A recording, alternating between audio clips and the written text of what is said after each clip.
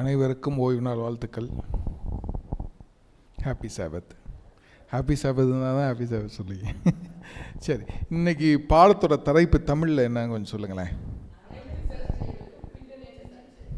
அனைத்து சர்ச்சைகளுக்கும் பின்னணி சர்ச்சை. சரி, இப்போ அனைத்து சர்ச்சைகள், அதாவது உலகத்தில் நடக்கிற எல்லா பிரச்சனைக்கும் பின்னாடி ஒரு பிரச்சனை இருக்குது. அது என்ன? இதுதான் விஷயமாக நம்ம பேசுகிறோம். சிம்பிளாக நடைமுறை பாஷையில் சொல்லணும்னா என்னங்க அது பிரச்சனை சொல்லுங்கள். அப்படி என்ன பிரச்சனை? எல்லா நம்ம உலகத்தில் உங்களுக்கும் சரி, எனக்கும் சரி, பக்கத்தில் இருக்கவங்களுக்கும் சரி, இந்த ஊரில் இருக்க இதாக இருக்கட்டும், நாட்டில் இருக்க பிரச்சனையாக இருக்கட்டும், எல்லா பிரச்சனைகளுக்கும் அது எந்த விதமான பிரச்சனையாக இருந்தாலும் அந்த பிரச்சனைகளுக்கெல்லாம் பின்னாடி ஒரு பிரச்சனை இருக்குன்னா அது என்ன? அது என்ன அப்படின்னு சொல்லி பார்த்தோம்னாக்க, இந்த பிரச்சனை உருவான இடம் பரலோகம். அந்த பரலோகத்தில் தேவனுக்கும் தேவ தூதருக்கும் நடந்த ஒரு பிரச்சனை.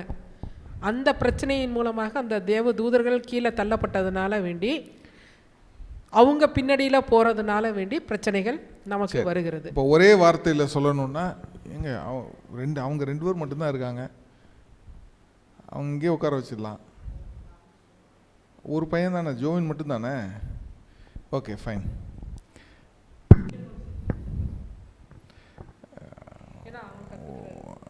ஒன்றே ஒன்று தான், அவன் 1 to 1 தான் இருக்கும். கேட்டு பாருங்க. If they come they let them come. சரி, ஓகே.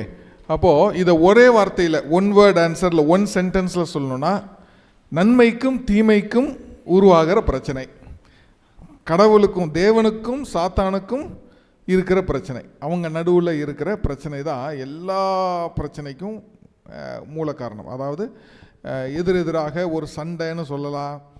என்ன, இப்போ நம்ம வாழ்க்கையிலையும் நம்ம எப்பயுமே சண்டை போடுறது என்ன? நம்ம எல்லாம் தேவனை பற்றி அறிகிறோம், எது நன்மை தீமை நம்ம தெரிஞ்சுக்கிறோம், பைபிளை படிக்கிறோம், கோயிலுக்கு வரோம், வாரம் பிரசங்கம் கேட்குறோம், சத்தியம் கேட்குறோம். ஆனால் நமக்கு மனசுக்குள்ளே இருக்கிற ஒரு சண்டை, ஒரு பிரச்சனை, ஒரு சமாதானம், ஏதோ ஒரு இக்கட்டு நடந்துக்கிட்டே இருக்குது. அப்படின்னா அது என்ன? நன்மை செய்கிறதும் தீமை செய்கிறதும். நம்ம சுற்றி தீமையாக நடக்கும்போது அதை நோக்கி நம்மளை இழுக்கும் பொழுது நம்ம அதை எதிர்த்து, அதை தடுத்து, அதை விழுகாமல் நம்ம பாதுகாத்துக்கிற ஒரு சண்டை, போராட்டம் இருக்குல்ல, போராட்டம்னு சொல்லலாம், அதுதான் கரெக்டான வேர்டு. நம்ம கிறிஸ்டியன் மொழியில் பார்த்தீங்கன்னா போராட்டம், நன்மைக்கும் தீமைக்கும் உள்ள போராட்டம், தேவனுக்கும் சாத்தானுக்குள்ள போராட்டம். நம்ம வாழ்க்கையில் பார்த்தோம்னா, நம்மளை சுற்றி இருக்கிற தீமைக்கும் அதை விழுந்து விடாமல் நம்மளை பாதுகாத்துக்குள்ளே இருக்கிற ஒரு போராட்டம். சரிங்களா? நன்மை தீமை அறியத்தக்க பணத்தை ஆதாம் ஏவாள் என்னைக்கு சாப்பிட்டாலோ அன்னையிலேருந்து இந்த போராட்டம் ஆரம்பிச்சிருச்சு. ஆமாம் தானே? ஆமாம். ஸோ அப்போது என்ன செய்கிறாங்க அப்படின்னா, நம்மெல்லாம் ஆக்சுவலாக பார்த்தா சாத்தானுக்கும் தேவனுக்கும் நடக்கிற போராட்டத்தில் நம்மெல்லாம் ஒரு வெசல், பாண்டங்கள் அப்படின்னு நம்ம எடுத்துக்கலாம். சரிங்களா? எப்படின்னா, சாத்தானுக்கு பின்னாடி இருக்கிற மனிதர்கள், சாத்தான் செய்கிற, அதாவது தீமையை செய்கிற மனிதர்கள் சாத்தானுக்கு ஒரு பாண்டமாக இருக்கிறார்கள். நன்மை செய்ய முயற்சி செய்கிற நாம் தேவனுக்கு ஒரு பாண்டமாக இருக்கிறோம். இதில் தான் விளையாட்டே நடக்குது. கரெக்டுங்களா? சாத்தான் என்ன செய்கிறான்? இந்த பாண்டத்தில் கெட்டு போனதையும் அழுக்கான பதார்த்தத்தையும் ஊற்றுறதுக்கு முயற்சி செய்கிறான். தேவன் என்ன செய்கிறாரு? அதில் நன்மையை ஊற்ற முயற்சி செய்கிறார். இதில் யாரோட அந்த இதை பானத்தை நம்ம வாங்குகிறோன்ற முடிவு இந்த பாண்டத்து கையில் தான் இருக்குது. ஸோ இதுதாங்க மெயின். நம்ம இந்த வசனத்தில், இந்த சாபத் ஸ்கூல் இந்த வாரத்தில் நம்ம படிக்கிற விஷயம். ஸோ எது பார்த்தாலும் நான் தப்பு செஞ்சிட்டேன், இல்லை தேவன் நான் நல்லது செஞ்சுட்டேன், நான் இந்த காரியத்தை சாதிச்சிட்டேன், அந்த காரியம் சாதிச்சிட்டேன், யாரும் பெருமைப்படுறதுக்கு ஒரு விஷயமும் கிடையாது. இதுக்கெல்லாம் பின்னாடி யார் இருக்கா அப்படின்னா, ரெண்டு ஆட்கள் தான் இருக்காங்க. அவங்க தான் நம்மளை ஆட்டி வைக்கிறாங்க அப்படின்றத நம்ம புரிஞ்சு கொள்ள வேண்டும். சரியா? இதுக்கு இடையில நான் இந்த காரியத்தை செய்து விட்டேன், நான் இந்த சாதனையை செய்து விட்டேன் அப்படின்னு பெருமைப்படுறதுல நம்மளை ஒன்றுமே கிடையாது. ஏன்னா அந்த பெருமைப்பட்டிருந்தாலும் நீங்கள் நல்லா யோசிச்சு பாருங்கள். எகிப்திலிருந்து மக்கள் வராங்க, 40 நாள் போக வேண்டியதை 40 வருஷம் போனாங்க. ஏன் போனாங்க? அவங்களுக்கு பாதை தெரியலையா? அவங்களுக்கு பாதை தெரியாதா? தெரியும். ஏன் அவங்க 40 வருஷம் அந்த யோர்தான் நதிக்கரையை அடையிறதுக்கு 40 வருஷம் திருப்பி எடுத்தாங்க, 2வது தடவை எடுத்தாங்க அப்படின்னா, தேவன் என்ன செய்கிற, இதில் இன்னொன்று இருக்குங்க. இப்போது சாத்தான் கெட்டவன், தேவன் நல்லவன் அப்படின்னு ஒரு பாதை இருந்தாலும், இன்னொரு சைடு வந்து குற்றச்சாட்டு தேவன் மேலே என்ன வைக்கிறாங்க அப்படின்னு பார்த்தா, தேவன் பழைய காலத்தில் ஓல்ட் டெஸ்டமெண்ட்டில் இருக்க கடவுள் வந்து எப்படிப்பட்ட கடவுள்? ரொம்ப கோபம் உள்ள, ஆக்ரோஷம் உள்ள, எரிச்சல் உள்ள, உடனே தண்டிக்கிற. ஆமாம் தானே? ஒருத்தர் தப்பு செஞ்சுட்டாங்கன்னா என்ன செய்கிறாரு? உடனே எல்லாத்துக்கும் வியாதியை கொண்டு வந்துடுறாரு. என்ன பார்த்துருக்கமால, அந்த மாதிரி கொண்டு வந்துடுறாரு. அப்போது அதை காப்பாற்றுறதுக்கு ஒரு சிலுவையில் ஒரு பாம்பை வச்சு காப்பாற்றுறதுக்கு வழி செய்கிறார். ஃபஸ்ட்டு என்ன செய்கிறார்? ஒரு கோவத்தை காட்டிடுறார்.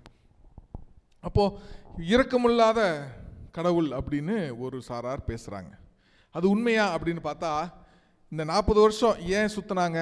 பேசிக்காக என்ன? தேவனுடைய வார்த்தையை கீழ்ப்படியில், அவங்க சொன்னதை நம்பலை. நான் உன்னை பெரிய ஜாதி ஆக்குறேன், உன்னை காப்பாற்றி கொண்டு வரேன்னு சொல்லும் பொழுது, நீங்கள் என்ன இந்த வனாந்தரத்தில் என்னை சாகடிக்க தான் கூப்பிட்டு வந்தீங்களா அப்படின்னு கேட்கும்போது தேவன் கோவப்படுறாரு. என் மேலே நம்பிக்கை இல்லாமல் தான் நீ இவ்வளோ தூரம் பேசுகிற. அப்போது உன்னை சும்மாலாம் உங்களுக்கு அலைய விடணும், அப்போ தான் நீ உணர்வ அப்படின்னு அலைய விடுறாரு. அப்படி அலைய விடுறதுக்கு பதிலாக அவர் கோபமான இரக்கமான கடவுளாக இருந்தா அடுத்த செகண்டே என்ன செஞ்சுருக்கலாம்? அக்னியை கொண்டு வந்தோ, இல்லை கண்மலைகள் நிறைய பார்த்துருக்கோம்ல. நம்ம இந்த 40 வருஷம் இவங்க அலைஞ்சதில் நிறையா அலைஞ்சு கானானுக்குள்ளே நுழையும் போது பார்த்தீங்கன்னா, இந்த பட்டணங்கள்லாம் இவங்களுக்கு எதிராக சண்டை போட வரும் பொழுது தேவன் எப்படிங்க அவங்க காப்பாற்றுறாங்க? இவங்களுக்கு வந்து யுத்தம்ங்கிறதே எதுவுமே தெரியாது. இவங்க வந்து போர் வீரர்கள் கிடையாது, அடிமைத்தனத்திலே இருந்து வேலை செய்கிறவங்க. இவங்க வந்து ஒரு கொத்தனார் வேலை, ஒரு கன்ஸ்ட்ரக்ஷன் வேலை, பிளம்பர் வேலை, எலக்ட்ரிக்கல் வேலை, இந்த மாதிரி வேலை, நம்ம பாஷையில் சொல்லணும்னா இப்படிப்பட்ட வேலை செஞ்சவங்க தான். இவங்க போய் துப்பாக்கி தூக்கிட்டு போய் சண்டை போடுங்கன்னு இப்போ இந்த மாதிரி வேலை செய்கிறவனை கொண்டு போய் துப்பாக்கி கொடுத்து நேராக சண்டை போடானா அவன் சண்டை போவானா? முடியாது. அப்போது இப்படிப்பட்ட மக்களை ஒரு போருக்கு ஒரு இடத்துக்கு கொண்டு போய் செட்டில் ஆக போகும்போது நிறைய எதிர்ப்புகள் வருதுன்னா, தேவன் அவங்களை எப்படிலாம் அழிக்கிறாரு? கல் மலைகள் ஹெயில் ஸ்டாம்ஸ்ன்னு சொல்லும், அதை விழுத்து அழிக்கிறாரு. அவங்களுக்குள்ளேயே அடிச்சுக்கிற மாதிரி உருவாக்குறாரு. நிறையா விதவிதமாக ஒரே விதமாக தேவன் அழிக்கிறாரா பாருங்களேன்? கிடையாது. ஒவ்வொரு இடத்துக்கும் ஒவ்வொரு விதமாக அழிக்கிறார். சரிங்களா? அப்போது அதே மாதிரி இவங்களே அழிச்சிருக்கலாமே. இவங்க தப்பு செஞ்சாங்கன்னா அதில் பல விதங்களில் இது ஒரு விதமாக எடுத்து இவங்க எல்லாத்தையும் ஒரே நேரத்தில் அடித்து விட்டுருக்கலாம். ஆனால் அப்படி செய்யலை. அப்போ தேவன் வந்து இரக்கம் இல்லாதவர் கிடையாதுங்க, இரக்கமானவர் தான். அப்பையும் யுத்தம் அவரை நம்பி வரவர்களுக்கு யுத்தம் செய்கிறார். தேவன் என்ன செய்ற? 40 வருஷம் டைம் கொடுக்குறார். நீ திருந்தி வரதுனா வா, இல்லையா 40 வருஷத்துல நீ உன்னோட எண்ணங்களாலும் செயல்களாலுமே நீ அழிந்து விடுவாய். ஆனால் உன்னோட பிள்ளைகளை நான் என்ன செய்வேன்? கானானுக்குள்ளே பிரவேசிக்க வைப்பேன் அப்படின்னு 40 வருஷம். அந்த 40 வருஷத்தில் யார் 2 பேர் தப்பிச்சா? காலேபும் ஜோஷுவா மட்டும் தான் தப்பிச்சா. அப்போ அவங்க 2 பேர் தப்பிக்க முடியுதுன்னா மற்றவங்களாலையும் தப்பிக்க முடிவதற்கான வாய்ப்பு கொடுத்தார் தேவன். இதே தான் நம்ம வாழ்க்கையிலையும் நிறைய வாய்ப்புகள் கொடுக்குறார். வா, திரும்பி வா அப்படின்னு நிறைய வாய்ப்பு கொடுக்குறார். அடிக்கணும்னு நினச்சிருந்தா எப்பயும் அடிச்சிருக்கலாம். நம்ம எல்லாருமே நம்ம செய்கிறோம். நம்மலாம் ஹெல்த்தியாக இருக்கும். சில பேர் சொல்லுவாங்க, நான் வந்து யோகா பண்ணுறேன் சார், வாக்கிங் பண்ணுறேன் சார், உப்பு சாப்பிட்றதில்ல, எண்ணெய் சாப்பிட்றதில்ல, எது சாப்பிட்றதில்ல, அது சாப்பிட்றதில்ல, எல்லாம் ஹெல்த்தியாக வச்சுருக்கீங்க. சம்பாதிக்கிற காசெல்லாம் என்ன பண்ணுற? எல்லாமே இவ்வளோ ஸ்ட்ரிக்டாக இருந்தால் என்ன பண்ண போகிறேன்? சார் நான் ஹெல்த்தியாக இருந்தால் தான் சார் நான் வந்து என் கல்யாணம் பண்ணி என் குழந்தைய அதோட பேர பிள்ளைகளை பார்த்து 100 வருஷம் வாழ முடியும். அப்போ இவன் என்ன நினைக்கிறான்? இவன் இந்த மாதிரி இவன் செய்கிற முயற்சிகள் எல்லாம் தான் இவனை உயிரோடு வைத்திருக்கிறது, இவனோட ஆசைகளையும் எதிர்பார்ப்புகளையும் நிறைவேற்றுறதுக்காக வைத்திருக்குன்னு நினைக்கிறான். ஆனால் அது கிடையாது. அது நம்ம நல்லா உணரணும். இப்போ நம்ம ஹெல்த் டாக்கில் நிறையா படிக்கிறோம், ஏன்னா ஸ்பிரிட் ஆஃப் ஆஃபீஸில் நிறையா படிக்கிறோம். இதெல்லாம் படித்தா நம்ம வந்து பரலோகம் போயிடுவோமா அப்படின்னா கிடையாது. தேவனுடைய சித்தம்னு ஒன்று இருக்குது. சரிங்களா? இப்போது இவ்வளோ ஹெல்த்தியாக இருக்கவன் தான். நான் ஒரு ரீசெண்டாக ஒரு ஆக்சிடெண்ட், எங்கள் ஒரு பையன் இறந்து போயிட்டாங்க. சரிங்களா? ஆக்சிடெண்ட்டில் உடனே ஸ்பாட்டில் அவுட் ஆகிட்டார். எப்படி அப்படின்னா, ரொம்ப நாளாக அந்த எஸ்என்ஆ ரோட்டில் அந்த பையன் போயிட்டு பைக்கில் வரான். ஆப்போசிட்டில் போன ஒரு 2 பசங்க, நம்ம பெரம்பலூர் பசங்க தான், காலேஜ் பசங்க போகிறாங்க பைக்கில். தகவல், அந்த சிசிடிவியை பார்த்த எங்களுக்கு தெரியாது. ஃபஸ்ட்டு பின்னாடி தகவல் சொன்னது, அந்த சிசிடிவியில் பார்த்தா அந்த எஸ்என்ஐக்குள்ளே வந்து, இது எஸ்என்ஐங்கிறேன், எலம்பலூர் ஊருக்குள்ளே வந்து திருப்பி பைபாஸ் பிடிச்சி எலம்பலூர் ஊருக்குள்ள இந்த ரோட்டே 3 தடவை அந்த 2 பசங்களும் சுற்றிருக்காங்க. ஏன் சுற்றிருக்காங்கன்னு தெரியல. நைட்டு 8 மணிக்கு 7 மணிக்கு. அதில் 3ஆவது தடவை சுற்றும்போது இந்த எரிகோ பட்டணத்தை சுற்றின மாதிரி 3ஆவது தடவை சுற்றும்போது ஒரு லாரி முன்னாடி போயிட்டு இருந்திருக்கு. இந்த லாரியை ஓவர்டேக் பண்ணலான்னு அந்த 3 தடவை சுற்றிட்டே வந்திருக்கான்ல, பழக்கமாயிடுச்சு அந்த ரோடு. நைட்டு இருட்டு படார்னு அந்த லாரியை ஓவர்டேக் பண்ணியிருக்கான். முன்னாடி வந்த எங்கள் பையனை இடிச்சிட்டான். இடித்ததில் ஒருத்தன் என் பையன் ஸ்பாட் அவுட் ஆகிட்டான். இந்த பையன் வந்து ஓட்டின பையன் நைட்டு 12 மணிக்கு இறந்துட்டாப்புல கவியில். இன்னொரு பையன் தப்பிச்சிட்டான். ஆனால் ஃபேஸில் ஃப்ராக்சரு, ஒரு கண்ணு போயிடுச்சு அவனுக்கு டோட்டலாக. காலேஜ் படிக்கிற பையன். எல்லாம் எதனால்? ஒரு நொடியில். கடவுள் என்ன செய்வார்? ஒரு நொடியில் நம்ம வாழ்க்கையை மாற்றிடுவார். அவனுக்கு என்னைக்கா தெரியுமா? அவன் ரெகுலராக அந்த ரூட்டில் வர பையன், சேஃபாக தான் வந்திருக்கான்னு வச்சுக்கோமே. அவன் ஓரமாக தான் வந்திருக்கான். அதான் நான் சொல்லுவாங்க, பார்த்து போப்பா, லெஃப்ட்லேயே போப்பா, ஓரமாக போப்பா அப்படின்வாங்க. நம்ம ஓரமாக போனாலும் வர்றவன் ஓரம் வரணும்ல. அது யார் கையில் இருக்குது?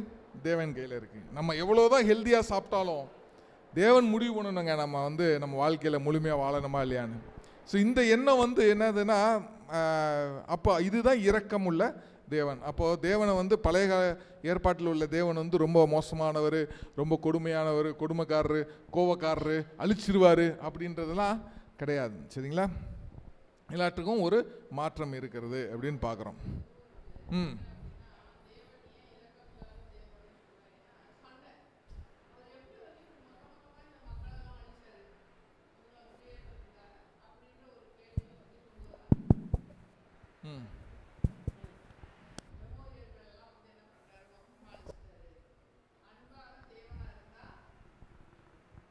இல்ல, அன்பான தேவனா இருந்து வாய்ப்பு கொடுத்ததுனால தான் அந்த 430 வருஷத்துக்கு முன்னாடியே வந்து அந்த தரிசனத்துல அவர் ஆபிரகாமுக்கு வந்து வெளிப்படுத்துறாரு. இன்னும் எமோரியரோட கானானோரோட பாவங்கள் அக்கிரமங்கள் வந்து நிறைவடையல அப்படிங்கிறப்ப அவங்களுக்கான தருணத்தை வந்து கொடுக்குறாரு.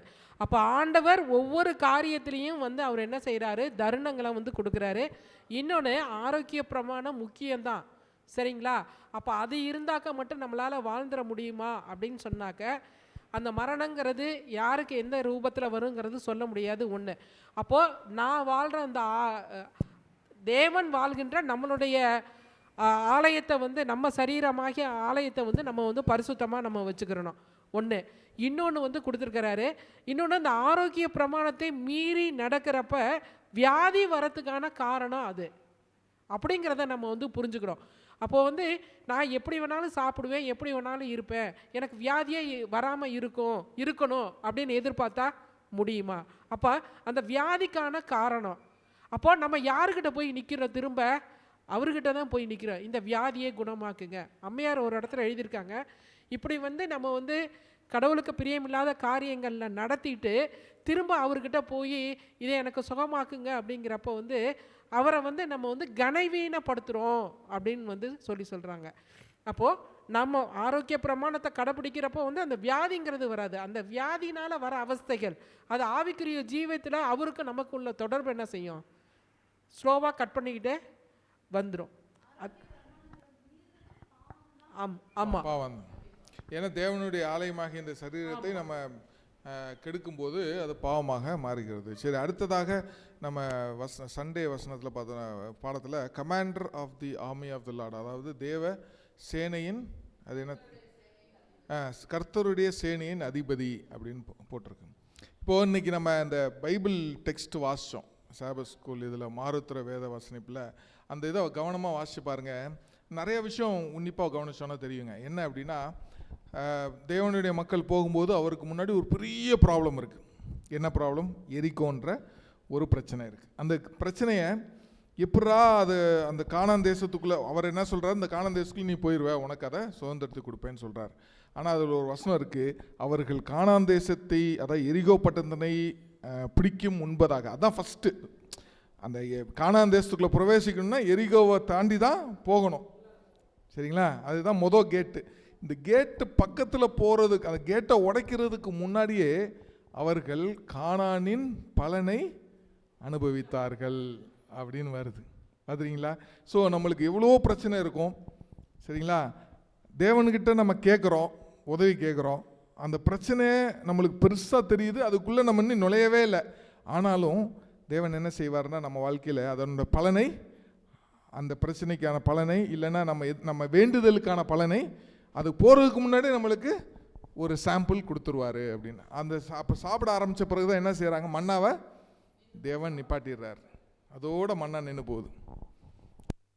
அவர்கள் அந்த நிலத்தின் பலனை அவர்கள் ருசிக்க ஆரம்பித்த பொழுது தேவன் மன்னா நிறுத்தி விடுகிறார் அப்படின்னு பார்க்குறோம். ஸோ இது ஒரு விஷயம். அடுத்து இவங்க கையில் என்ன வச்சுருந்தாங்க, ஒரு பெரிய செவுரை இடிக்கணும்னா என்ன வேணும்? அந்த காலத்தில் நீங்கள் நிறையா இந்த ராஜாக்கள் படங்கள்லாம் பார்த்தீங்கன்னா என்ன செய்வாங்க, பெரிய கட்டையை கொண்டு வந்து இடிப்பாங்க, நெருப்பு பந்தங்களை போடுவாங்க, எரிஞ்சு விழுகும்னு. ஏன்னா அந்த காலத்தில் வந்து ஸ்ட்ரா, அதாவது நம்ம இப்போ செய்கிற வைக்கோலில் வச்சு தான் செங்கலை செய்வாங்களாம். அப்போ செங்கல் எரிவதற்கான வாய்ப்புகள் இருக்குது. இப்போ இருக்க மாதிரி காங்க்ரீட் மாதிரி எரியாது, ஆனால் அது எரிவதற்கான வாய்ப்பு இருக்குது. ஸோ தீப்பந்தங்கள் போட்டு எரிப்பாங்க. இவ்வளவு செய்யணும் ஒரு வாழை கீழே கொண்டு வரணும்னா.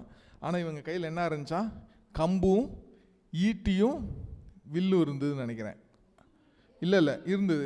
அது ஒரு வசனத்தில் நான் படித்து பார்த்தேன். இவர்கள் கையில் என்ன இருந்தது அப்படின்னு பார்த்தா வெறும் கம்பும் வில்லு கூட இல்லை, ஈட்டி தான் இருந்ததுன்னு நினைக்கிறேன். ஈட்டியும் ஏதோ தான் இருந்ததுன்னு போட்டிருக்கு ஒரு வசனம். அது எந்த இடத்துல நான் வாசிச்சேன்னு நான் குறிக்க மறந்துட்டேன். சரிங்களா? ஸோ இவ்வளோ தான் இருந்தது. ஸோ இவர்கள் பெருசாக போருக்கு தயாராக வரவில்லை. சரிங்களா? தேவன் அவர்களை போருக்கு தயார்படுத்தி கொண்டு வரல வெளியே இருந்து. அவங்க கையில் என்ன வச்சுருந்தாங்களோ அதை எடுத்துகிட்டு வர சொல்லிட்டாங்க, அவ்வளோதான். சரிங்களா? ஸோ அப்படிப்பட்ட இவங்க எப்படி வந்து அவ்வளோ பெரிய செவுத்தை அவங்க இடிச்சிருக்க முடியும்? சரிங்களா? போய் டங்குன்னு குத்தினாலும் இடிஞ்சிருமா? இல்லை இவங்க வச்சிருக்க குச்சியை வச்சு குத்தியாக ஓட்ட போட்டு இடிச்சிருப்பாங்க? கிடையாது. அவங்க செஞ்சதெல்லாம் சுற்றி வர்றது. அப்போது யார் அதை வீழ்த்தினார் அப்படின்னு சொன்னால் தேவன். யார்? தேவனுடைய சேனையின் அதிபதியாக தேவன் தான் அதை வீழ்த்தினாருன்னு பார்க்குறோம். சரிங்களா?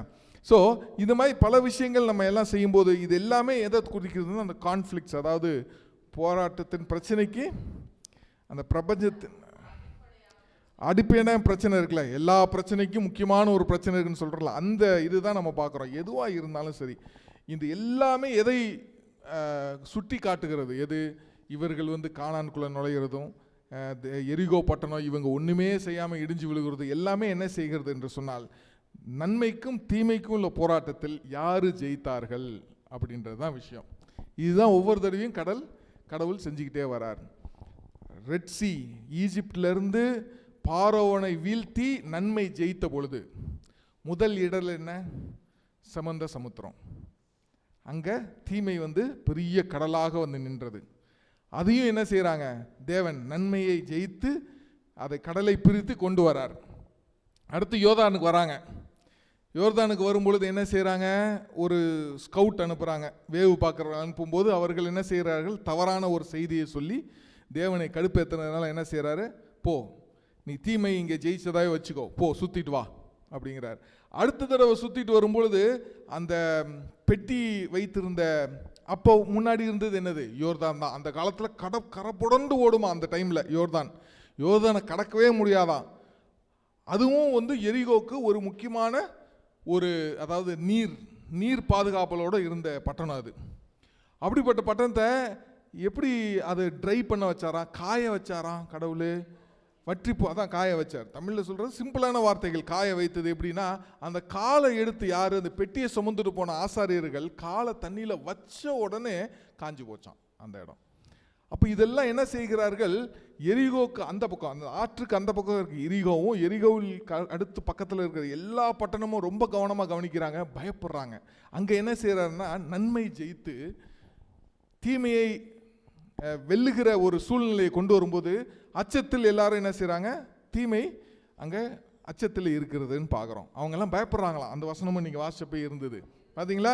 அவர்கள் இந்த வற்றி போனதை கேட்டு அவர்கள் அச்சம் கொண்டார்கள் அப்படின்னு பார்க்குறோம். சரிங்களா? ஸோ இப்படி தான் தேவன் என்ன செய்கிறாரு? ஒவ்வொரு தடவையும் ஒவ்வொரு காரியமாக இருக்கட்டும், அவர் செய்கிற காரியங்கள் எல்லாம் நன்மைக்கும் தீமைக்கும் உள்ள அந்த கிரேட் கான்ட்ரவர்சி, மாபெரும் ஆன்மீக போராட்டத்தையே குறித்து கொண்டே இருக்கிறதுன்னு பார்க்குறோம். சரிங்களா? அடுத்து ஆய்க்கு வரும். இப்போ எரிகோ ஜெயிச்சிட்டார். யார் ஜெயிச்சா? நன்மை ஜெயித்தது, கடவுள் ஜெயிச்சிட்டார். ஆய் பட்டணத்துக்கு வரும்போது தீமை ஜெயிச்சது. ஏன்னா நன்மை என்ன செய்கிறார்? நன்மை ஜெயிப்பதற்கான சூழ்நிலை வரும்போது இவர் செய்கிற ஒரு தவறினால் இவர் செய்த தவறினால் தீமை ஜெயிச்சது. தேவன் கிட்ட வந்து போய் கேட்கல அவங்க. சரி அது சின்ன, அதை விட இதையே வந்து முடிச்சாச்சு, இதை வந்து நம்ம வந்து ஈஸியாக பிடிச்சிடலாம் அப்படின்னு அவங்க சொந்த பலத்தின் மேலே வந்து அவங்க வந்து நம்பிக்கை வைக்கிறாங்க. ட்ரெயின் கடவுள்கிட்ட வந்து அனுமதி கேட்கல. ஸோ இதுலேருந்து என்ன ஆமாம், ஒரு தடவை தேவன்கிட்ட கேட்குறோம் ஒரு பிரச்சனை வரும்போது, அடுத்த தடவை வரும்போது இதுதான் நம்ம சமாளிச்சிட்டோம்ல, இந்த பிரச்சனையை சமாளிச்சிட மாட்டோமா அப்படின்னு தேவனை கொஞ்சம் ஒதுக்கி வச்சுட்டு தன் சுய பலத்தோடு நம்ம சென்று கொண்டு இருக்கிறோம். அப்போ ஒவ்வொரு தடவையும் அந்த காலத்துலேருந்தும் சரி இப்போ வரைக்கும் சரி கடந்த 6000 வருடமாக தேவன் சுட்டி காட்டுகிற ஒரே விஷயம் என்ன, உன்னால் தனியாக எந்த விஷயத்தையும் செய்ய முடியாது. ஆல்வேஸ் கம் டு மீ, என்னிடத்துல வா, எப்போ எந்த விஷயமா இருந்தாலும் என்கிட்ட வா, நான் உனக்கு உதவி செய்கிறேன். என்னால் மட்டும்தான், என்னை கூட வைத்திருந்தால் மட்டும்தான் நீ ஜெயம் கொள்ள முடியும். இதுதான் விஷயம். ஆனால் நம்ம அது யார் எப்பெல்லாம் இதை வந்து தவிர்த்து இதை விட்டு விலகி செல்கிறோமோ அப்பெல்லாம் ஒரு மனுஷன் அடி வாங்கிறான். எனக்கு இந்த பிரச்சனை இருக்குது, எனக்கு அந்த பிரச்சனை இருக்குது, என்னால் இது பண்ண முடியல, நான் வாழ்க்கையில் அடிபட்டுட்டேன், தோர்ந்து போயிட்டேன், அப்படி இப்படின்னு சொல்கிறவங்கலாம் ஒரு விஷயத்தை யோசிக்கணும். நீ முதல்ல கடவுள் கூட நின்னியா இல்லை கடவுள்கிட்ட கேட்டியா? நம்ம யோசிச்சு பார்த்தோம்னாவே விட தெரிஞ்சிருங்க. சரிங்களா? விட தெரிஞ்சிடும். அந்த தெரியாமல் அதை விட்டுட்டு மற்ற எல்லாத்தையும் கேட்குறோம், எல்லா முயற்சியும் பண்ணுறோம். ஆனால் கடவுளை கூட வைத்திருக்க வேண்டும். You should keep God in front of us அப்படின்றது தான் விஷயம். அதை மட்டும்தான் நம்ம மறந்து செல்கிறோம் அப்படின்னு பார்க்குறோம். கடவுள் என்ன சொல்கிறாரு இன்னொன்று, அந்த கத்தி எடுத்துகிட்டு வந்து யோர்தானில் அந்த எரிகோ பட்டணத்துக்கு வெளியே வந்து தேவனுடைய படை தலைவன் நிற்கிறாருன்னு வரும்போது யோசுவா என்ன கேட்குறாரு, என்னோட ஆளா அவரோட ஆளான்னு தேவன் என்ன சொல்கிறாருங்க. அப்படின்னா இவன் என்ன நினைக்கிறான், யார் ஒரு மனிதனாக யோசுவா என்ன நினைக்கிறாரு, ஒன்று நீ என் சைடு இருக்கணும் இல்லை அவன் சைடு இருக்கணும் அப்படின்னு நினைக்கிறேன். ஆனால் தேவன் என்ன சொல்கிறார், நீங்கள் எல்லாருமே என் பிள்ளைய தான்ப்பா.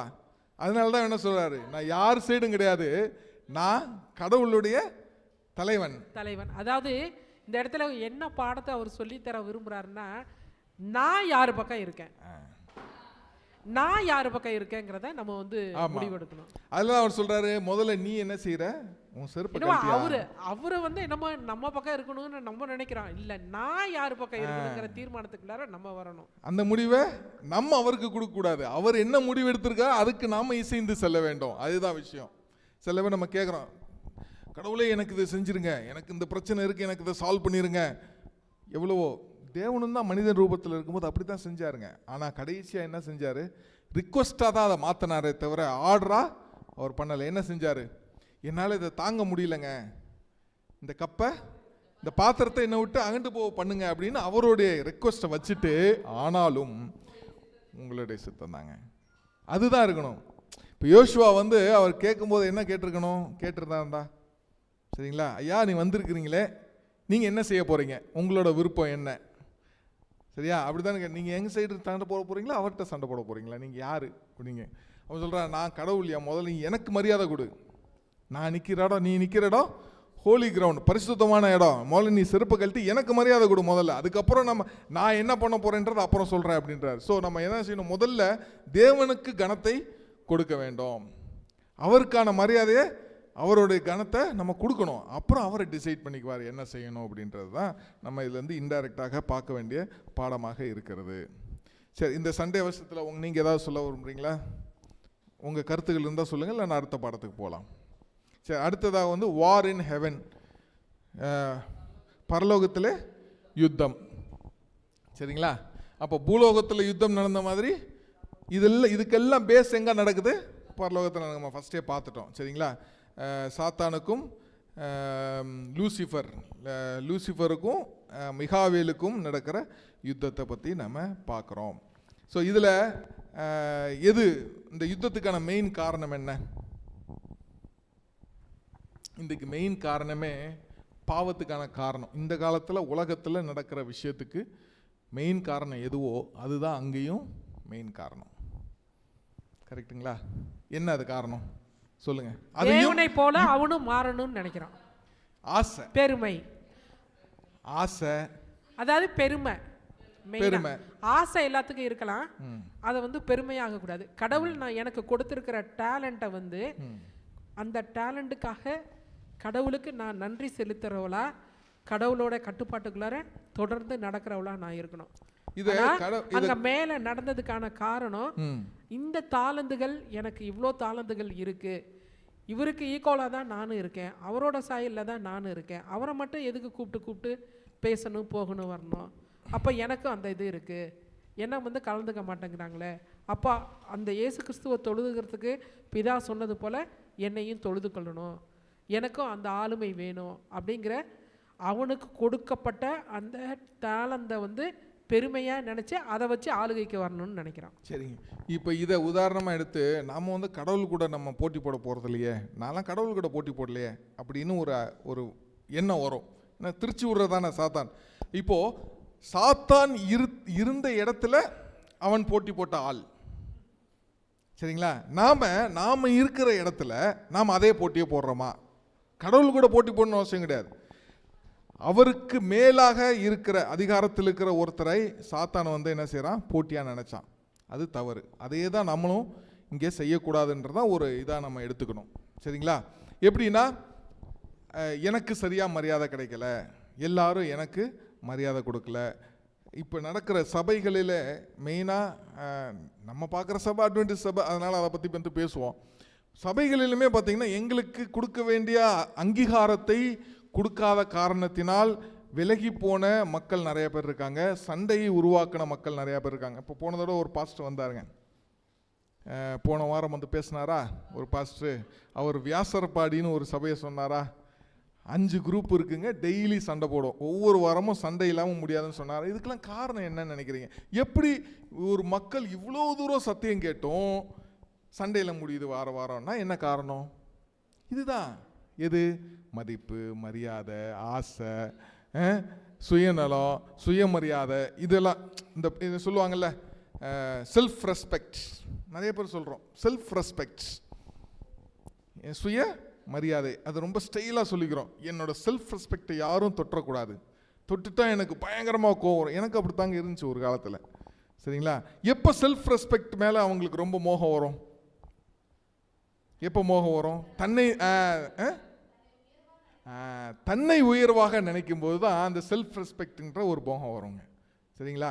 தேவன் என்னைக்கா செல்ஃப் ரெஸ்பெக்ட்னு நினச்சிருந்தாருன்னா நேரம் ஒரு வய உயிரோடு இருந்திருக்க முடியாது. எது? தேவன் காலத்தில். கரெக்டுங்களா இல்லையா? ஆனால் செல்ஃப் ரெஸ்பெக்ட் ஒரு கிறிஸ்டியானிட்டிக்கு தேவையா? அடுத்து ஒரு கேள்வி வருதுங்க. இந்த செல்ஃப் ரெஸ்பெக்ட் இல்லை, தேவையில்லை அப்படின்னா, இருந்ததுன்னா, சப்போஸ் செல்ஃப் ரெஸ்பெக்ட் இருக்குது, அதை நம்ம வந்து மேன்மைப்படுத்தி வைத்திருக்கிறோம் என்று சொன்னால் பிரச்சனைக்கான மூல காரணமே அதுக்கு தான் இருக்குங்க, சரிங்களா? சாத்தான் அதே தானே, செல்ஃப் ரெஸ்பெக்ட் தானே. நானும் அழகாக இருக்கேன், நானும் எல்லாமே பதவியில் இருக்கேன், அப்போ எனக்கு கொடுக்க வேண்டிய மரியாதையை நீ கொடுக்கலையே. ஒரு எல்டர் பேசுவார், இந்த சபையில் எனக்கு கொடுக்க வேண்டிய மரியாதை கொடுக்கல. நிறைய சபைகள் நானே பார்த்துருக்குறேன், இந்த எல்டர் தான் மெயினாக வந்து சண்டை போகிற ஆளுகளே பாஸ்டர் கூட. என்னென்னா, எனக்கு கொடுக்க வேண்டிய மரியாதை நீங்கள் கொடுக்கலங்க. மெயினாக இந்த எலெக்ஷன் வரும் தெரியுங்களா, யார் எல்டராக போடுறது? இந்த வருஷம் முடிஞ்சு நம்மளுக்கு ஒன்றும் பிரச்சனை இல்லைங்க, நம்மளுக்கு எப்பயுமே நடராஜன் அங்கிள் தான்ப்பா எல்டரு, சரிங்களா?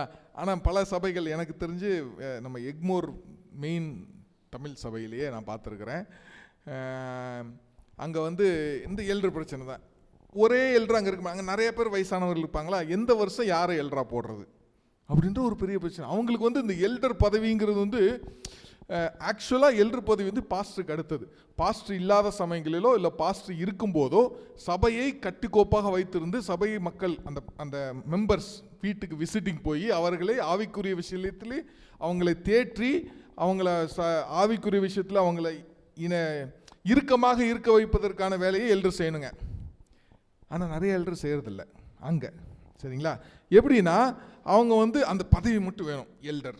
ஏன் எல்டர்னா, அவங்க உன்ன வந்தாங்கன்னா எல்லாத்துக்குமே எல்டர் தான் ஃபஸ்ட்டு கூப்பிடுவாங்க. ஸோ அந்த மரியாதை எல்லாத்துக்கு முன்னாடியும் அப்படி நிற்கணும், எல்லா மீட்டிங் அட்டன் பண்ணணும். அதெல்லாம் அந்த சுய மரியாதையை தவமாக கடந்து வாங்குகிறார்கள். அது தவறு இல்லையா?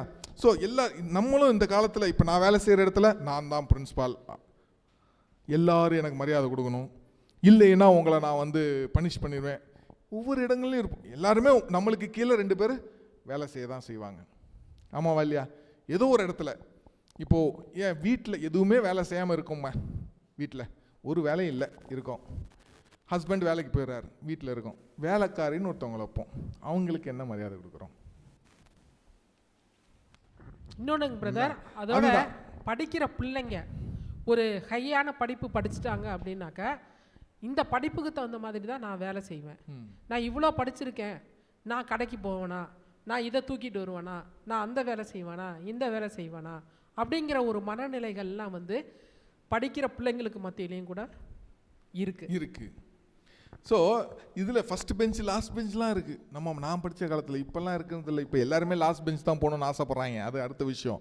நம்ம படித்த காலத்துலலாம் என்னாங்கன்னா ஃபஸ்ட் பெஞ்ச் லாஸ்ட் பெஞ்ச். இந்த ஃபஸ்ட் பெஞ்சில் இருக்கவன் லாஸ்ட் பெஞ்சில் இருக்கவனா ஏளனமாக பார்ப்பான், நீ ஒரு முட்டா பைய, பொறுக்கி பைய, இப்படி தான் பார்ப்பான். கவனிச்சிங்களா? நான் படித்த டைமில் அப்படி தான், சரிங்களா? அதே ஒரு டிஸ்கிரிமினேஷன், சரிங்களா? இந்த மாதிரி சாத்தான் என்ன செய்கிறான், இது தவறுன்னே தெரியாமல் நம்ம மனசில் பரலோகத்தில் எந்த காரணத்தினால் யுத்தம் உண்டானதோ அதே யுத்தத்தை நன்மை தீமைக்கு மத்தியில் நம்ம மனசில் கொண்டு வந்து விதைக்கிறான், அது நம்மளுக்கே தெரியாமல். அதுதான் நம்ம ரொம்ப ஜாக்கிரதையாக இருக்க வேண்டிய விஷயம். ஸோ எது நடந்தாலும் நம்ம வாழ்க்கையில் எது நல்லது நடந்தாலும் கெட்டது நடந்தாலும் சூழ்நிலைகள் என்ன நமக்கு இது எல்லாமே எதை சுட்டி காட்டுகிறது, அந்த பெரிய மகா யுத்தத்தை சுட்டி காட்டுகிற மாதிரி தான் நம்ம வாழ்க்கையில் நடந்துக்கிட்டு இருக்கு அப்படின்றத நம்ம மறந்து விடக்கூடாது அப்படின்னு பார்க்குறோம். ஸோ இதில் வேறு ஏதாவது சொல்ல விரும்புகிறீங்களா?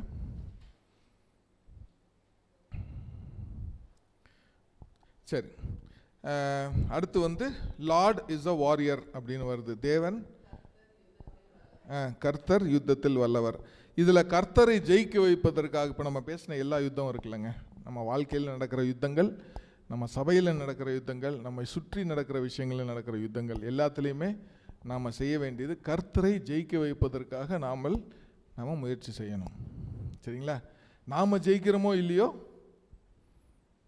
நானல்ல, ஒரு வசனம் இருக்குல்ல, கிறிஸ்துவே ஜெயிக்கிறவராக நாம் வாழ வேண்டும், முயற்சி செய்ய வேண்டும். அதற்காக நாம் என்ன செய்யணும், என்ன செஞ்சால் தேவன் ஜெயிப்பார் அப்படின்றத விடணும். தேவன் ஜெயிப்பதற்காக நாம் என்ன வேணாலும் செய்யலாம். நம்ம இப்போ பேசின சுய மரியாதையை கூட இழக்க வேண்டிய சூழ்நிலை வந்தால் இழந்து தான் ஆக வேண்டும். எதற்கு அப்படின்னா தேவனை ஜெயிக்க வைப்பதற்கு.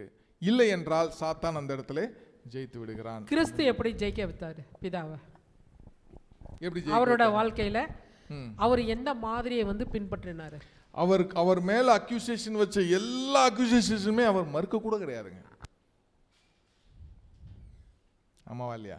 அவருக்கு ஒரு ஒரு ஒரு ஒரு பிரசங்கம் ஒருத்தர் சொன்னாரு. அவர் பேசின ஒரே வார்த்தை என்ன, நீ தேவனுடைய குமாரனா,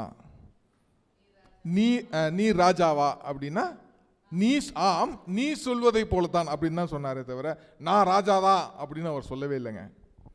நீ சொன்னிய, ஆமாம் நீ சொன்ன மாதிரி தான் நான் அப்படின்னு சொல்கிறார். அந்த ஒரு வார்த்தையை தவிர வேறு ஏதாவது ஒரு அக்யூசேஷன் அவர் மேலே வச்சதுக்கு அவர் மறுப்பு தெரிவித்தாரா? அப்போ மௌனம் சம்மதம்க்கு அறிகுறின்னு நம்ம பேசுகிறோம். இந்த உலகத்தில் அப்படி தானே பேசுகிறோம், மௌனம் சம்மதத்திற்கு அறிகுறின்னு. ஆனால் அவர் மௌனமாக இருந்தார். அப்போ என்ன சம்மதம்னு அர்த்தமா? கிடையாது. இல்லை, தீமைக்கு எதிர்த்து நிற்கல. இந்த இடத்துல ஒரே ஒரு விஷயம் சொல்லணும். இந்த மௌனம் சம்மதத்துக்கு அறிகுறி இல்லைன்றதே நம்ம ஜீசஸை வச்சு தான் வந்து லால கொண்டு வந்திருக்காங்க. சட்டத்தில் என்னன்னா, as per law silence is not always acceptance அப்படின்ட்டு ஒரு சென்டென்ஸ் இருக்கு. இவர் வச்சு தான் கொண்டு வந்து. இல்லை, அது நம்ம வழிமுறைகளில் நம்ம நிறைய பேசுகிறோம். மௌன ஒருத்தர் அமைதியாக இருந்தானா அப்போ நீ அமைதியாக இருக்கல, அப்போ நீ ஒத்துக்கிறன்னு தான் அர்த்தம். அப்போ உண்மைதான், நீ மற்றவங்க சொல்கிறதெல்லாம் உண்மைதான், நீ மறுத்து பேச மாட்டேங்கிறீல்ல அப்படிங்கிறாங்க. சரிங்களா? ஆனால் அது கிடையாதுங்க. அவர் வந்து என்ன செய்கிறாருன்னா, அங்கே தான் செல்ஃப் ரெஸ்பெக்ட்னு சொல்கிறது. அந்த சுயமரியாதையை அடக்கி ஒடுக்கி அழித்து அவன் தேவரை, அவருடைய பிதாவை அவர்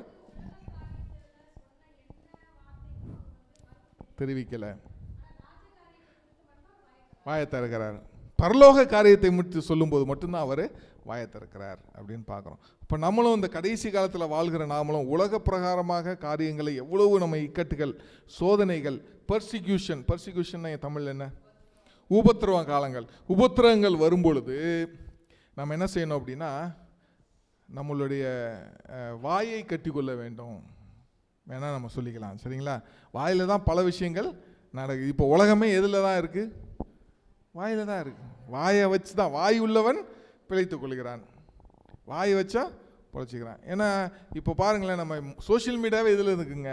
வாயை வச்சு தான் இருக்குது. எல்லாம் ஸ்பீச், ஃப்ரீடம் ஆஃப் ஸ்பீச்சுங்கிறான், நீ என்ன பேச வேணாலும் சொல்லலாங்கிறான், எல்லாமே வாய் வைத்து தான் இருக்குது. ஸோ நம்ம வாயை பேச்சு சுதந்திரம், இது தேவனுடைய வார்த்தையும் அதே வாய் வைத்து தான் வெளியே சென்று கொண்டு இருக்கிறது. ஆனால் நம்ம எதை பேசுகிறோம் அப்படின்றத நம்ம முடிவு பண்ண வேண்டும் அப்படின்னு பார்க்குறோம். சரிங்களா?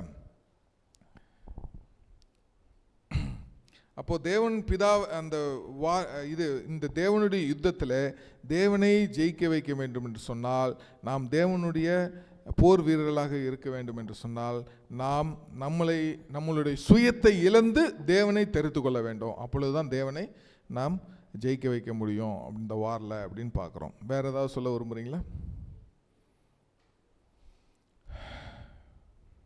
சரி, அப்படி நாம் தேவனை தரித்து கொள்ளும் பொழுது, தேவனை முன்னிறுத்தும் பொழுது, தேவனை முதன்மைப்படுத்தும் பொழுது, நம்ம வாழ்க்கையிலையும் சரி, நம்ம செயல்லையும் சரி, நம்ம எண்ணத்துலையும் சரி, தேவனை முதன்மைப்படுத்தும் பொழுது, தேவனை ஏற்றுக்கொண்டு நாம் அவரை முன்னிலைப்படுத்தும் பொழுது என்ன செய்கிறார்? தேவன் நம்மளுக்காக யுத்தம் பண்ணுகிறார்.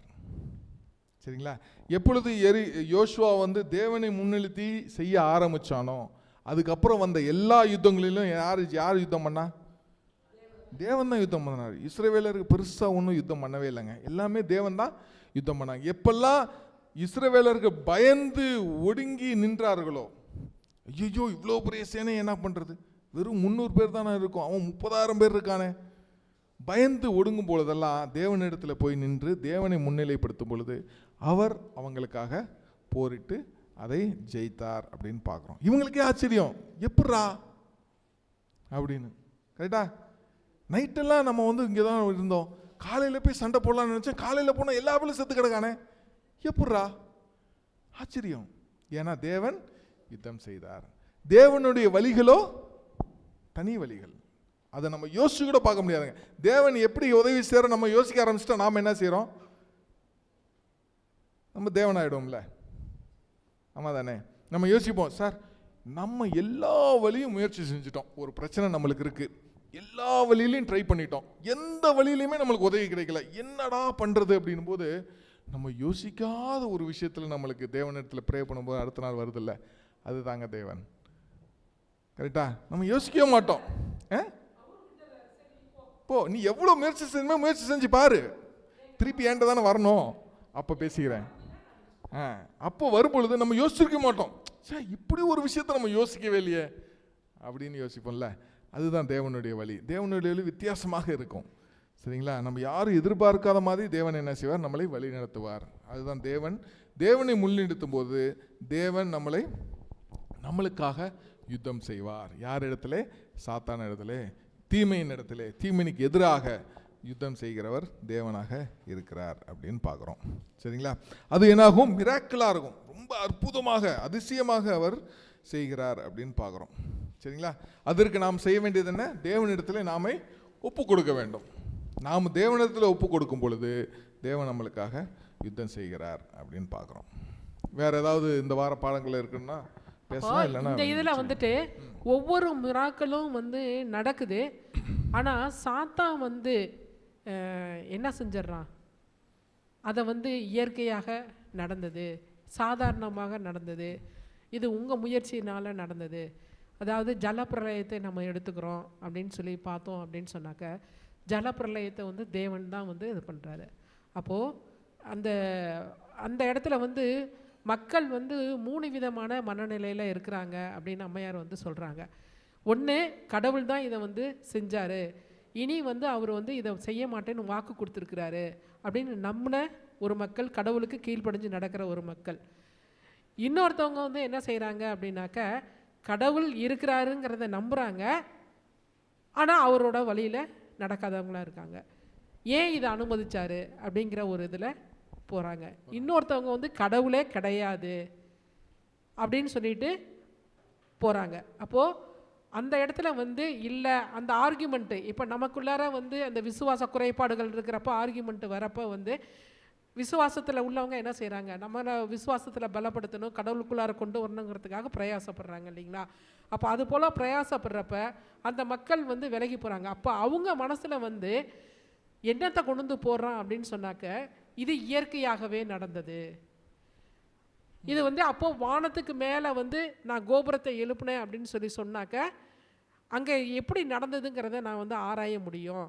இன்னொன்று வந்து மற்ற மக்கள் வந்து நமக்கு கீழே வந்து இருப்பாங்க, ஆளுகைக்குள்ளார நடக்கலாம், மற்றவங்களாம் ஆளுகை செய்யலாம்.